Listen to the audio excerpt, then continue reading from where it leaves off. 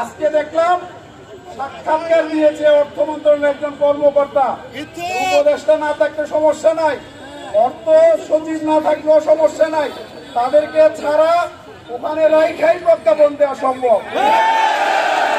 খেলার নাম আমাদের এই আন্দোলন এখন মোটামুটি বিজয়ের দ্বার প্রান্তে পৌঁছে গেছে।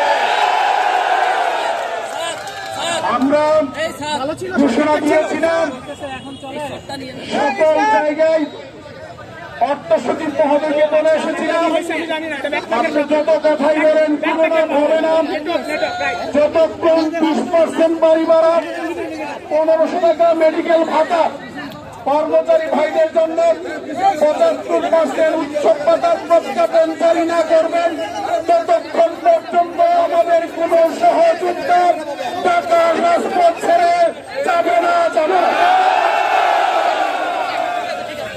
আমি প্রশাসনের গোয়েন্দা সংস্থা, পুলিশ সহ যারা আছেন, এই কথা আমি বারবার বলে দিয়েছি। আমরা ইতিমধ্যে শুনতে পেয়েছি বিভিন্ন পোর্টালে নিউজ প্রকাশিত হয়েছে, মন্ত্রণালয় আজকে মিটিংয়ে বসছে, শিক্ষা এবং অর্থ মন্ত্রণালয়। দেখেন, 2 দিন সচিব সাহেব আমাকে বলছেন অর্থ সচিব বিদেশে, অর্থ উপদেষ্টা বিদেশে, এখন কিছু করা যাবে না। ওনারা আসলে 22 তারিখের পরে আপনারা আসেন, আপনাদের বিষয়টা দেখবো। আজকে দেখলাম সাক্ষাৎকার দিয়েছে অর্থ মন্ত্রণালয়ের একজন কর্মকর্তা। উপদেষ্টা না থাকলে সমস্যা নাই, অর্থ সচিব না থাকলেও সমস্যা নাই, তাদেরকে ছাড়া ওখানে রাইখাই প্রজ্ঞাপন দেওয়া সম্ভব। খেলার নাম আমরা গতকালকে থেকে সারা বাংলাদেশের যে তথ্য পেয়েছি, বাংলাদেশের প্রত্যেকটি এমপিওভুক্ত শিক্ষা প্রতিষ্ঠানে কঠোরভাবে কর্মবিরতি পালন হয়ে ইতিমধ্যে বাংলাদেশের এমপিওভুক্ত শিক্ষা অচল এবং স্থবির হয়ে পড়েছে।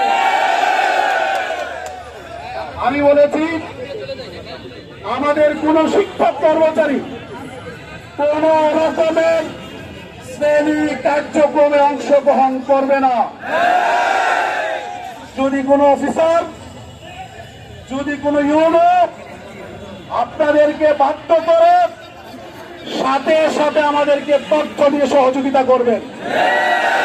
দেখি তার কত ক্ষমতা 6 লক্ষাধিক শিক্ষক পরিবারের সাথে বিদ্রোহ করে কিভাবে তারা আমাদেরকে শ্রেণীকক্ষে নিয়ে যায়। একেবারে স্পষ্ট ভাষায় বলতে চাই, 20 মানি 20, 1500 মানি 1500, 75 মানি 75, 1900 হবে না, 14,1499 হবে না, 74 হবে না। 20 মানি 20, 15 মানি 15, 75 মানি 75। গোয়েন্দার ভাইয়ের আপনারা আছেন, মন্ত্রণালয় কাজ করছে, নিউজটা জানাইয়া দেন। যদি উল্টা পাল্টা কোনো সিদ্ধান্ত নেই, এই আন্দোলন সারা বাংলাদেশে